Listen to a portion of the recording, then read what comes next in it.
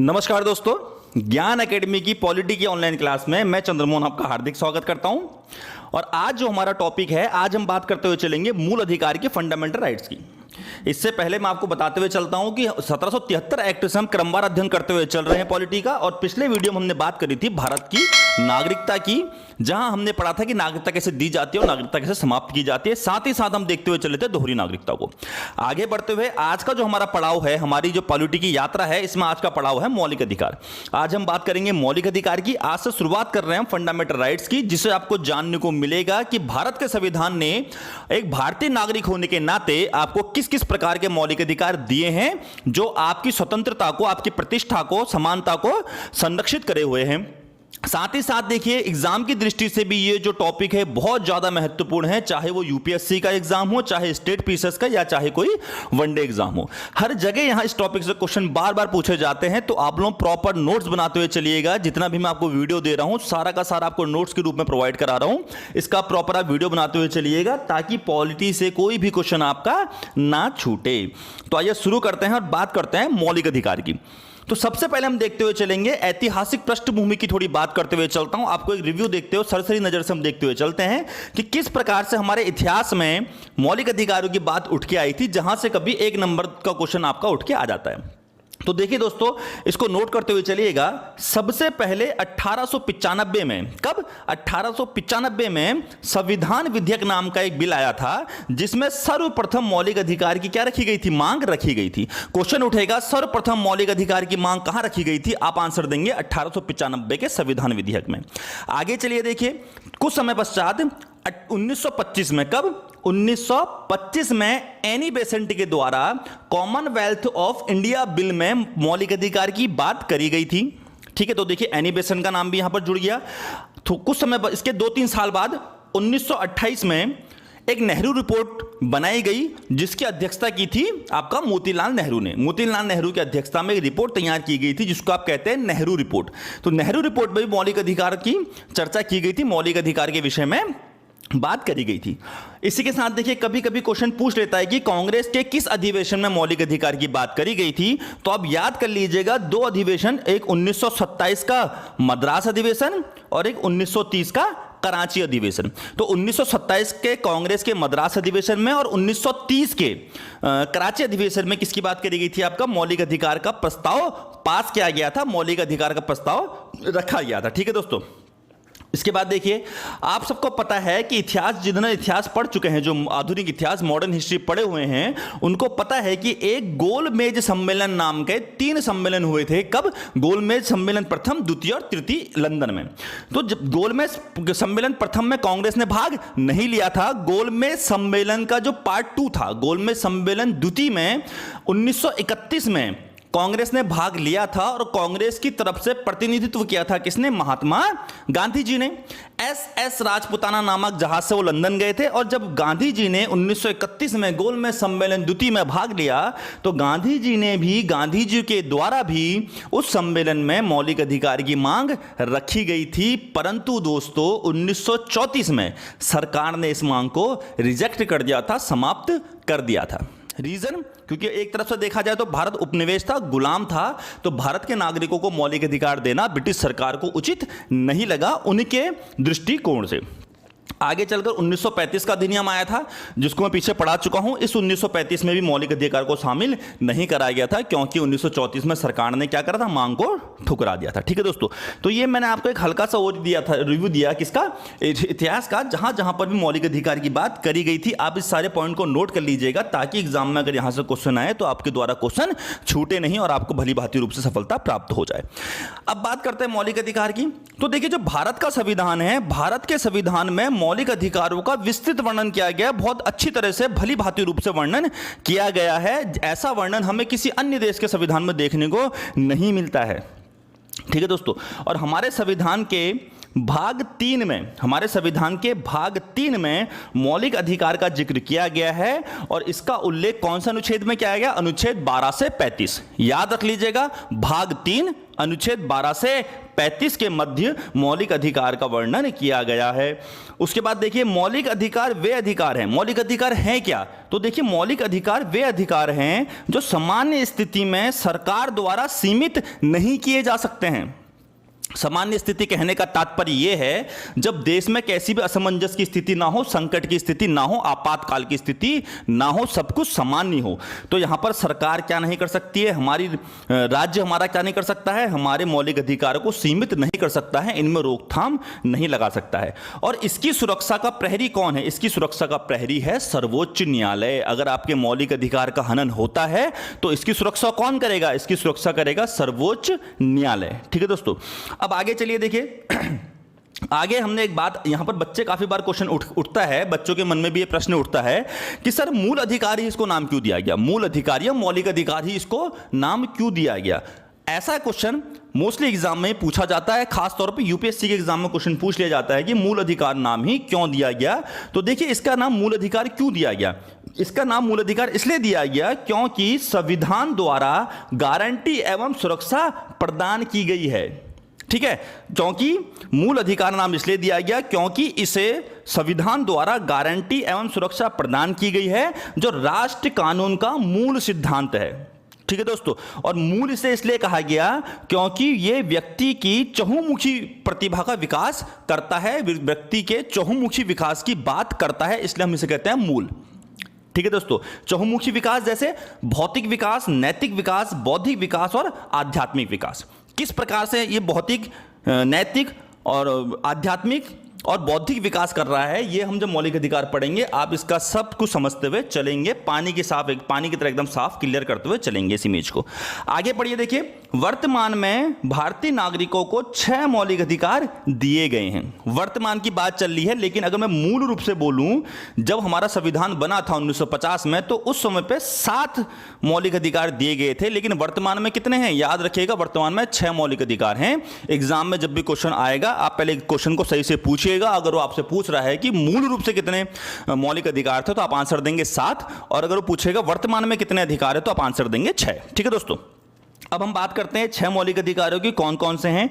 तो पहला है आपका समानता का अधिकार, आर्टिकल 14 से 18 तक। दूसरा निकल कर आता है स्वतंत्रता का अधिकार, आर्टिकल 19 से 22 तक। तीसरा है शोषण के विरुद्ध अधिकार, आर्टिकल यानी कि अनुच्छेद 23 से 24। चौथा है धर्म की स्वतंत्रता का अधिकार, आर्टिकल 25 से 28। और पांचवा है आपका संस्कृति और शिक्षा संबंधी अधिकार, अनुच्छेद यानी कि आर्टिकल 29 से 30। और छठा आपका निकल कर आया संवैधानिक उपचारों का अधिकार, अनुच्छेद 32। ठीक है दोस्तों, आगे देखिए इसमें क्या है। जो 7वां मौलिक अधिकार मैंने आपको बोला था जो हटा दिया गया है, वो है संपत्ति का अधिकार। अभी चल के थोड़ी सी देर में हम उसके बारे में विषय में चर्चा करेंगे। अब आगे देखिए क्या लिखा है। बोला है कि मौलिक अधिकारों को हनन होने पर राज्य इन्हें दिलाने को बाध्य है, ऐसा ना होने पर व्यक्ति सीधे उच्चतम न्यायालय और उच्च न्यायालय जा सकते हैं। यानी कि अगर राज्य द्वारा या किसी संस्था द्वारा आपके मौलिक अधिकारों का हनन किया जाता है तो आप कहां जा सकते हैं? आप जा सकते हैं या तो हाई कोर्ट या सुप्रीम कोर्ट। आगे देखिए, मूल अधिकारों के संबंध में समीक्षा उच्चतम न्यायालय अनुच्छेद 32, याद रखिएगा अनुच्छेद 32, और उच्च न्यायालय यानी कि हाईकोर्ट अनुच्छेद 226 के अंतर्गत 5 रिटों के माध्यम से करते हैं। कहने का मतलब यह है कि यदि मौलिक अधिकारों का हनन हो जाए तो इसके प्रति जो कार्य होगा, इसके प्रति जो भी एक्शन उठाए जाएंगे, तो सुप्रीम कोर्ट वो अनुच्छेद 32 के तहत उठाएगा और हाईकोर्ट अनुच्छेद 226 के तहत उठाएगा, जिसमें 5 प्रकार की रिटें जारी की जाती हैं। ठीक है दोस्तों, आगे बढ़िए। देखिए आगे कहा गया है संविधान लागू होते समय मूल अधिकार 7 श्रेणी के थे। जो मैं पीछे आपसे बोला था, जब संविधान लागू हुआ था उसमें हमारे मौलिक अधिकार कितने थे? 7 थे। परंतु याद रखिएगा अमेंडमेंट को, 44वें संविधान संशोधन 44 अमेंडमेंट 1978, 44वें संविधान संशोधन 1978 के द्वारा संपत्ति के अधिकार यानी कि अनुच्छेद 31 को मूल अधिकारी की श्रेणी से निकालकर कानूनी या संवैधानिक अधिकार बना दिया गया। याद रखिए अनुच्छेद 31 हमारे मौलिक अधिकार में शामिल था, जिसमें दिया गया था संपत्ति का अधिकार। ठीक है। लेकिन बाद में आगे चलकर यानी कि 1978 में 44 अमेंडमेंट के तहत इसको मौलिक अधिकार की श्रेणी से निकाल दिया गया और इसको डाल दिया गया भाग 12 में, भाग 12 अनुच्छेद 300A। ठीक है, मौलिक अधिकार की श्रेणी से निकाल दिया गया और भाग 12 अनुच्छेद 300A में डाल दिया गया। और अब ये किस प्रकार का अधिकार बन गया? अब ये बन गया आपका एक कानूनी अधिकार बन गया, ना कि मौलिक अधिकार। ठीक है दोस्तों, आगे चलिए। अब हम बात करेंगे अनुच्छेद 12 की। यहां से हम शुरुआत करते हुए चलते हैं अपने किसके, आपका मौलिक अधिकारों की। सबसे पहले हम देखेंगे अनुच्छेद 12 क्या कहता है, अनुच्छेद 12 हमें क्या जानकारी देता है। तो देखिए, अनुच्छेद 12 के आगे साफ साफ लिखा है राज्य की परिभाषा। तो आपको सिर्फ इतना याद रखना है कि अनुच्छेद 12 हमें यह बतलाता है कि राज्य होता क्या है, राज्य की परिभाषा क्या है। कहने का मतलब कि राज्य के अंदर क्या क्या वे चीजें हैं, क्या क्या वो संस्थाएं हैं जो राज्य शब्द के अंदर समाहित हैं। तो पहले देखिए, केंद्र सरकार और भारतीय संसद ये राज्य कहलाएंगी, राज्य सरकार और विधानसभा ये भी राज्य कहलाएंगी, स्थानीय निकाय जैसे नगर पालिका, पंचायत, जिला परिषद ये सारी की सारी क्या कहलाएंगी, ये सारा आपका क्या कहलाएगा, राज्य कहलाएगा। इसी के साथ साथ देखिए, कुछ अन्य निकाय होते हैं जो वैधानिक या गैर संवैधानिक होते हैं। वैधानिक मतलब कानूनी, और गैर संवैधानिक जो होते हैं जैसे LIC है, ONGC है, सेल है। ये जो संस्थाएं हैं, ये जो निकाय हैं, ये भी क्या होते हैं, राज्य के ही अंदर आते हैं। याद रखिएगा बिल्कुल। तो चार चीजें मैंने आपको बता दी, केंद्र सरकार भारतीय संसद, राज्य सरकार विधानसभा, स्थानीय निकाय और प्लस कुछ निकाय जो वैधानिक हैं, गैर संवैधानिक हैं जैसे LIC, ONGC, सेल आदि। ठीक है दोस्तों, तो ये सारा का सारा क्या है, ये सारा का सारा राज्य शब्द के अंदर समाहित है, ये सारा का सारा राज्य कहलाता है। याद रखिएगा, क्योंकि आगे चलकर पूरी पॉलिटी में हम लोगों को राज्य शब्द पढ़ना है। आपको पता होना चाहिए कि राज्य शब्द का तात्पर्य क्या है। अब देखिए, यहां पर एक चीज नोट करने वाली चीज है, आप इसको नोट कर लीजिएगा कॉपी में। उच्चतम न्यायालय के अनुसार, सुप्रीम कोर्ट के अनुसार, किसी भी उस निजी इकाई या एजेंसी को जो बतौर राज्य की संस्था का काम कर रही है, वो अनुच्छेद 12 के तहत राज्य के अर्थ में आती है। यानी कोई भी निजी संस्था जो है, प्राइवेट इकाई जो है, प्राइवेट संस्था जो है या कोई एजेंसी हो, वो भी राज्य शब्द के अंदर आ जाएगी, जो राज्य की तरह ही काम कर रही होगी, राज्य की किसी संस्था की तरह काम कर रही होगी। तो याद रखिएगा, ये किसका कहना है, ये सुप्रीम कोर्ट का ही कहना है। ये हमें कौन बतलाता है, अनुच्छेद 12 बतलाता है। अब हम बात करेंगे किसकी, अनुच्छेद 13 की। देखते हुए चलेंगे अनुच्छेद 13 क्या। तो देखिए दोस्तों, अनुच्छेद 13 क्या बोलता है। अनुच्छेद 13 बोलता है कि संविधान अनुच्छेद 13 के माध्यम से ऐसे किसी कानून बनाने से संसद और राज्य विधानसभाओं पर प्रतिबंध लगाता है जो नागरिकों को प्रदत्त मौलिक अधिकारों में कटौती करता हो या उनसे वंचित करता हो। कहने का मतलब सिंपल सा याद रखिए, सिंपल से एक भाषा में समझिए कि अनुच्छेद 13 कहता है कि राज्य कोई भी ऐसा कानून नहीं बनाएगा, कोई भी ऐसी विधि नहीं बनाएगा जो मौलिक अधिकारों का क्या करे, हनन करे, मौलिक अधिकारों में कटौती करे। अनुच्छेद 13 के प्रावधान मौलिक अधिकारों की सुरक्षा सुनिश्चित करने हेतु तथा ऐसे किसी भी कानून को शून्य घोषित करते हैं जो मौलिक अधिकारों की अवमानना करते हो या इनके साथ असंगत हो। असंगत मतलब जो संगत ना हो, जो मेल मिलाप मेल जोल ना करें।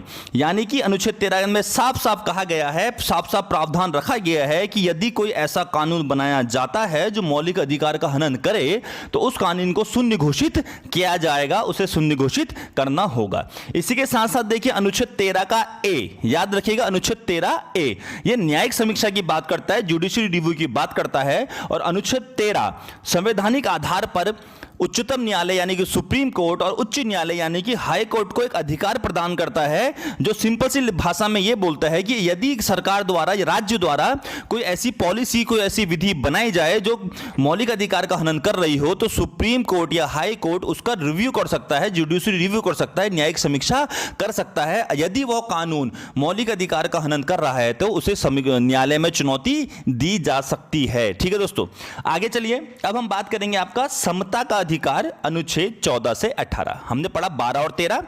अब हम बात करेंगे समता का अधिकार। मैंने आपको पीछे बताया था समता का अधिकार, स्वतंत्रता का अधिकार। तो उसी प्रकार देखिए, हम आज पढ़ रहे हैं यहां पर समता का अधिकार। और इस समता का अधिकार के विषय में कितने आर्टिकल हैं, 4 आर्टिकल दिए गए हैं अनुच्छेद 14 से 18 तक। तो देखिए अनुच्छेद 14 क्या बोलता है। अनुच्छेद 14 बोलता है कि विधि के समक्ष समता और विधियों का समान संरक्षण। विधि मतलब कानून, कानून के समक्ष समान समता यानी कि सबके लिए बराबर कानून। दूसरा ये बोलता है राज्य द्वारा धर्म, जाति, लिंग और जन्म स्थान आदि के आधार पर विभेद का प्रतिषेध, यानी कि भेदभाव में आपको क्या है, भेदभाव को बंद करना है, भेदभाव को रोकना। आगे चलिए, अनुच्छेद 16। अनुच्छेद 16 बोलता है लोक नियोजन के विषय में अवसर की समानता, यानी कि आप जितने भी भारत के नागरिक हैं सबके लिए क्या होना चाहिए, अवसर बराबर होना चाहिए, सबको अवसर की समानता दी जानी चाहिए। अनुच्छेद 17 बोलता है अस्पृश्यता का अंत, यानी कि अस्पृश्यता मतलब कि छुआछूत नाम की कोई भी चीज नहीं होनी चाहिए, छुआछूत का अंत हो जाना चाहिए। और अनुच्छेद 18 बोलता है उपाधियों का अंत, जो भी टाइटल दिए जाते थे, उपाधियां दी जाती थी, उनकी समाप्ति की बात करता है अनुच्छेद 18। तो ये हमने बात करी समानता के अधिकार की, राइट टू इक्वलिटी, अनुच्छेद 14 से 18 तक। अब हम बात करेंगे इन सारे अनुच्छेदों का विस्तार पूर्वक अध्ययन की। अनुच्छेद 14, अनुच्छेद 15, अनुच्छेद 16, 17 और 18, इन सारे के सारे अनुच्छेदों का विस्तार पूर्वक अध्ययन करते हुए चलते हैं, जानेंगे इन सारे के सारे अनुच्छेदों को, और साथ में यह भी देखेंगे कि इन अनुच्छेदों के क्या क्या अपवाद हैं, क्या क्या ये अनुच्छेद हमें बतलाते हैं, क्या क्या अनुच्छेदों का संविधान में प्रभाव पड़ता है। तो देखिए अनुच्छेद 14 की बात करें, अनुच्छेद 14 क्या बोलता है? अनुच्छेद 14 कहता है कि विधि के समक्ष समता और विधियों का समान संरक्षण। आगे पढ़िए, अनुच्छेद 14 के अंतर्गत यह व्यवस्था की गई है कि भारत के किसी भी राज्य क्षेत्र किसी भी व्यक्ति, विदेशी या भारतीय नागरिक को विधि के समक्ष समता से या विधियों समान संरक्षण से वंचित नहीं किया जा सकता है। और यहां पर लिखा है कि संविधान में समानता का अधिकार इंग्लैंड से और विधि का समान संरक्षण कहां से लिया गया है? अमेरिका से लिया गया है। अब मैं इसे एक शब्द में अगर आप समझाते हुए चलूं तो यहां पर अनुच्छेद 14 कहता है कि जो भी कानून है, विधि है, वो सबके लिए बराबर होगी। जितनी भी कानूनी कार्रवाई होगी सबके ऊपर बराबर होगी। कानून सबके साथ बराबर का न्याय करेगा, चाहे वो अमीर हो, चाहे गरीब हो, या चाहे किसी भी रंग, जाति या किसी भी वर्ग का हो। तो यहां पर हमारा अनुच्छेद 14 कहता है कानून के समक्ष समानता। ये कौन बोलता है? अनुच्छेद 14। अब हम बात करते हैं अनुच्छेद 14 में दिए गए कुछ अपवादों की। देखिए दोस्तों, अनुच्छेद 14 में कुछ अपवाद दिए गए हैं। जहां पर अनुच्छेद 14 के द्वारा दी गई चीजें उतनी कारगर नहीं है, वे अपवाद क्या क्या हैं? पहले आप याद रखिए, राष्ट्रपति और राज्यपाल। अनुच्छेद 14 के तहत जो अपवाद है उसमें साफ साफ कहा गया है कि राष्ट्रपति और राज्यपाल के द्वारा अपने कार्यालय में कार्यकाल के द्वारा लिए गए निर्णय कि में किसी भी प्रकार की कोई कानूनी कार्रवाई नहीं की जा सकती है, उनके खिलाफ कोई भी दंडिक कार्रवाई नहीं की जा सकती है, उन्हें गिरफ्तार या कारावास नहीं दिया जा सकता है किसी भी न्यायालय के खिलाफ। और यदि राज्यपाल और राष्ट्रपति को व्यक्तिगत सामर्थ्य की बात करें तो उनके ऊपर दीवानी मुकदमा नहीं चल सकता है। अगर आपको दीवानी मुकदमा चलाना है राष्ट्रपति और राज्यपाल के ऊपर तो 2 महीने पहले उनको क्या देनी पड़ेगी? सूचना देनी पड़ेगी। राज्यपाल और राष्ट्रपति, एक अपवाद हमें यह देखने को मिला। दूसरा देखिए, संसद और जो राज्य विधानमंडल होती हैं, इनके सदस्यों द्वारा सदन में अगर कोई मत दिया जाए, कोई बात कही जाए, तो उसके ऊपर भी कानूनी कार्रवाई नहीं की जा सकती है। एक अपवाद ये देखने को मिला। आगे चलिए देखिए, एक अपवाद और देखने को मिलता है। जो विदेशी शासक होते हैं, राजदूत होते हैं और जो कूटनीतिक व्यक्ति होते हैं, जो विदेशी शासक, राजदूत और कूटनीतिक व्यक्ति, इनके ऊपर भी दीवानी और फौजदारी मुकदमे नहीं चलाए जा सकते हैं। ये दीवानी और फौजदारी मुकदमों से मुक्त होते हैं। साथ ही साथ जो संयुक्त राष्ट्र संघ और इसकी एजेंसियां हैं, उनको भी इस चीज से मुक्ति दी गई है। तो याद रखिएगा, राष्ट्रपति, राज्यपाल, संसद और राज्य विधानमंडल के सदस्यों द्वारा कही गई बात, विदेशी शासक, राजदूत और संयुक्त राष्ट्र संघ और उसकी एजेंसियां, ये क्या है? अनुच्छेद 14 के अंतर्गत दिए गए कुछ अपवाद हैं। आगे चलिए, अब हम बात करेंगे अनुच्छेद 15 की। अनुच्छेद 15 क्या कहता है? तो देखिए दोस्तों, अनुच्छेद 15 क्या बोलता है? अनुच्छेद 15 में साफ साफ लिखा है, राज्य द्वारा धर्म, जाति, लिंग और जन्म स्थान आदि के आधार पर विभेद का प्रतिषेध। विभेद मतलब भेदभाव।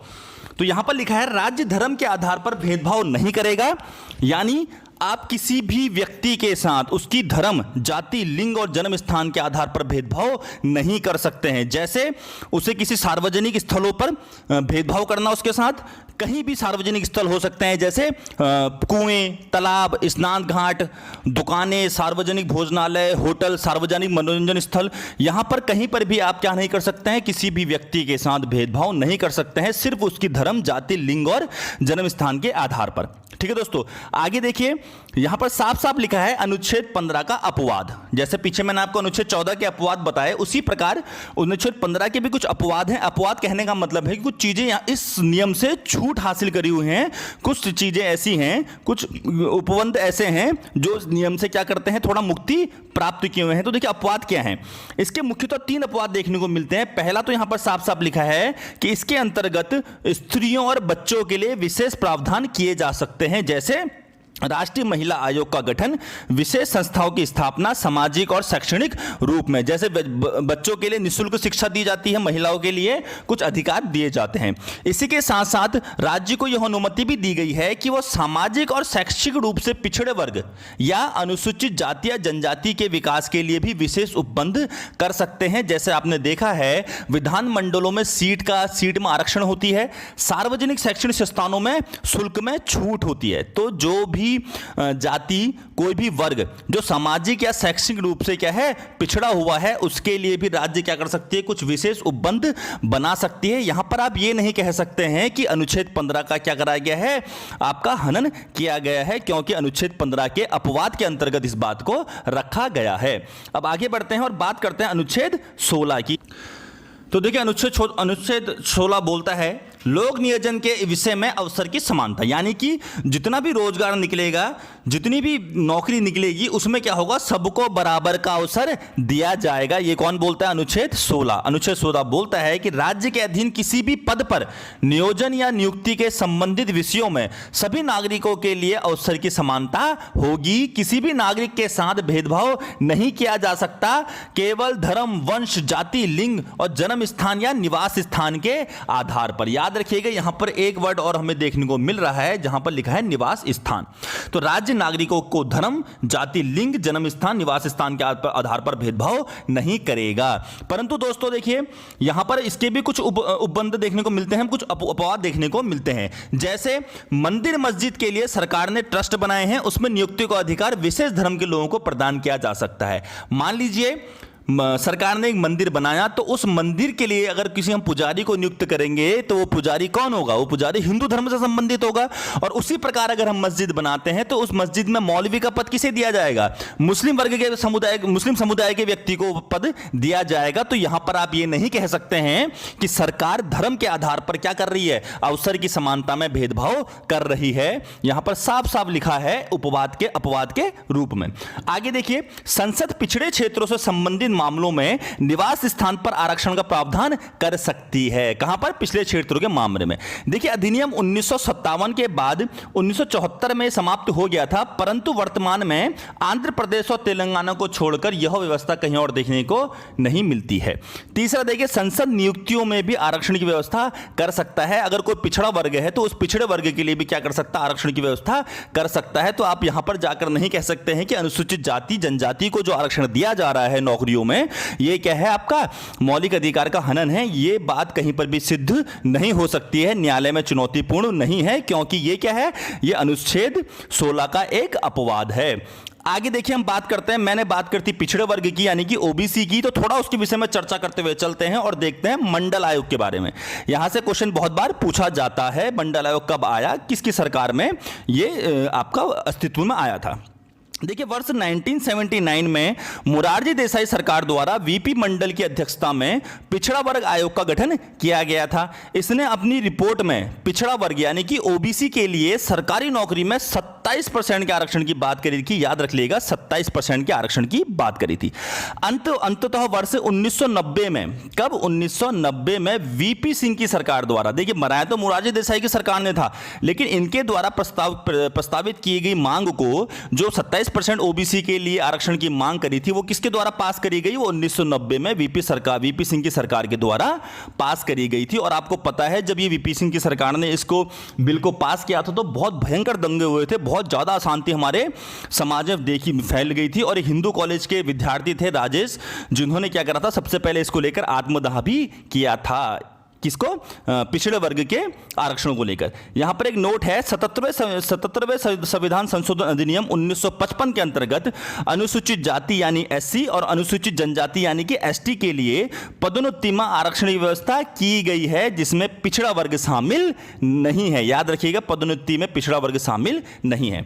आगे चलते हैं और बात करते हैं हम अनुच्छेद 17 की। अनुच्छेद 17 बोलता है छुआछूत का अंत। अब अस्पृश्यता मतलब कि छुआछूत का अंत।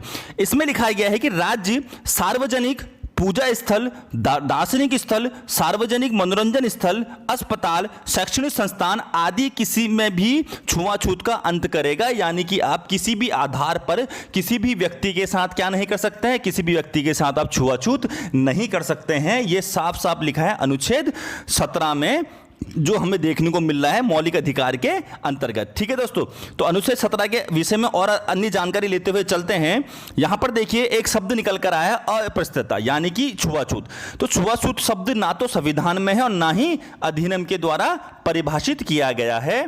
जबकि जो मैसूर की उच्च न्यायालय था, मैसूर का जो हाईकोर्ट था, उसने इसके विषय में थोड़ा टिप्पणी दी थी। ठीक है दोस्तों, तो यहां पर याद रखिएगा अनुच्छेद 17 जो किसका अंत कर रहा है? छुआछूत का अंत कर रहा है। आगे चलते हैं और बात करते हैं आपका अनुच्छेद 18। और अनुच्छेद 18 में साफ साफ लिखा है उपाधियों का अंत।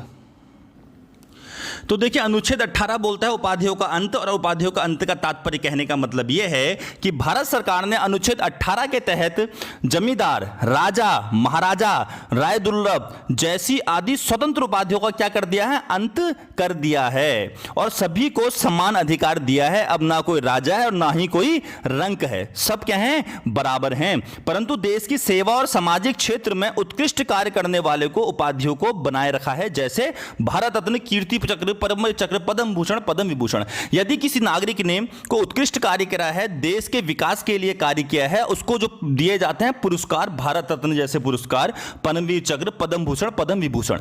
तो यहां पर देखिए मामला उठ के आया था और बात ये निकल कर आई थी कि यदि उपाधियों का अंत कर दिया गया है तो पद्म विभूषण, पद्म भूषण आदि उपाधियां किस प्रकार से जोड़ी जा रही हैं। तो इस विषय में 1996 में, याद रखिएगा 1996 में उच्चतम न्यायालय ने कुछ उपाधियों को वैध बताया, और उन्होंने साथ साथ में उच्चतम न्यायालय ने यह अपने डिसीजन में, अपने निर्णय में यह बोला कि जो भारत रत्न है, जो पद्म भूषण, पद्म विभूषण जैसे पुरस्कार हैं, ये उपाधि नहीं है, ये क्या है? ये एक पुरस्कार है, ना कि कोई उपाधि है।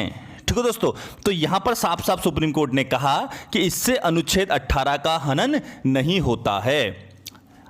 और इसके बाद ही एक पॉइंट और लिखा है, कोई भी भारतीय नागरिक किसी विदेशी राज्य से कोई उपाधि, भेंट, उपलब्धि राष्ट्रपति की अनुमति के बिना स्वीकार नहीं करेगा। कहने का मतलब अगर किसी भारतीय नागरिक को किसी अन्य देश के द्वारा कोई सम्मान दिया जा रहा है तो पहले उसको क्या करना पड़ेगा? पहले उसको राष्ट्रपति से अनुमति लेनी पड़ेगी, उसके बाद वो क्या करेगा? उस पुरस्कार को, उस उपाधि को ग्रहण कर सकता है, उस भेंट को ग्रहण कर सकता है। साथ ही साथ अनुच्छेद 18 बोलता है कि राज्य सेना और विद्या, याद रखिएगा, सेना और विद्या संबंधी सम्मान के सिवा कोई भी उपाधि प्रदान नहीं करेगा। यह कौन बताता है? अनुच्छेद 18 बताता है। आगे चलिए और अब बात करते हैं क्रीमी लेयर की। मैंने भी पीछे बात करी थी पिछड़े वर्ग की, ओबीसी वगैरह की।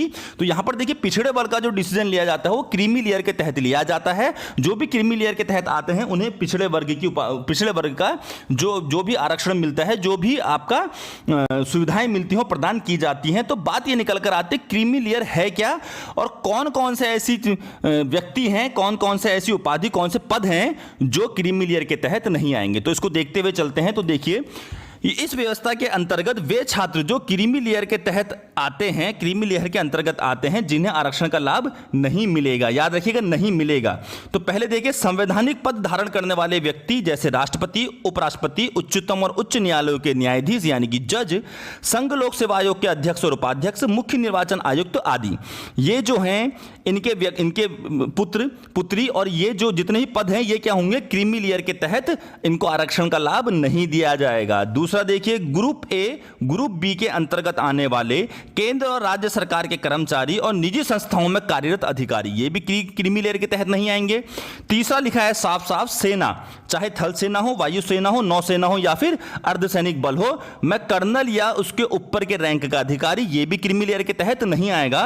और चौथा जो मापदंड है, याद रखिएगा एग्जाम में बहुत बार पूछा जाता है, वर्तमान में 12 लाख रुपए से अधिक सालाना की आय वाला व्यक्ति भी क्रीमी लेयर के तहत नहीं आएगा, उसे क्रीमी लेयर के तहत अधिकार सुविधाएं प्रदान नहीं की जाएंगी। ठीक है दोस्तों, तो आज हमने बात करी किसकी? आज हमने देखा समानता का अधिकार, अनुच्छेद 12 और अनुच्छेद 13 भी साथ साथ हम देखते हुए चले। नेक्स्ट वीडियो में हम बात करेंगे स्वतंत्रता के अधिकार की, जिसमें हम देखेंगे आर्टिकल 19, 20, 21 और 22। आर्टिकल 19 के तहत व्यक्तिगत स्वतंत्रता की बात भी करेंगे और उसके साथ साथ 20, 21, 22 का भी चर्चा हम करते हुए चलेंगे। और इसी प्रकार से हम क्या करेंगे, मौलिक अधिकारों को भली भांति रूप से, देखिए पूरा एक्सप्लेन करते हुए चल रहा हूं, पूरी डिटेल बताते हुए चल रहा हूं, ताकि आपके दिमाग में एकदम से छप जाए, आपको किसी भी प्रकार से क्या हो एग्जाम में आप भूले ना और अपने क्वेश्चन को गलत कर नहीं आए। तो प्रॉपर रूप से जुड़े रहिए, हमारे चैनल को लाइक कीजिए, शेयर कीजिए, सब्सक्राइब कीजिए। और हमारा वीडियो आपको कैसा लगा, आपके मन में कोई डाउट है, कोई क्वेश्चन है तो आप कमेंट करिए, मैं नेक्स्ट वीडियो में क्या करूंगा, उसका सॉल्यूशन आपके सामने लेकर आऊंगा। और साथ में प्रेस द बेल नोटिफिकेशन, हमारे वेब नोटिफिकेशन को दबा लीजिए, ताकि हमारा वीडियो आते ही सबसे पहले किसके पास मिले, आपके पास पहुंच जाए। मिलते हैं फिर नेक्स्ट वीडियो में, तब तक के लिए धन्यवाद।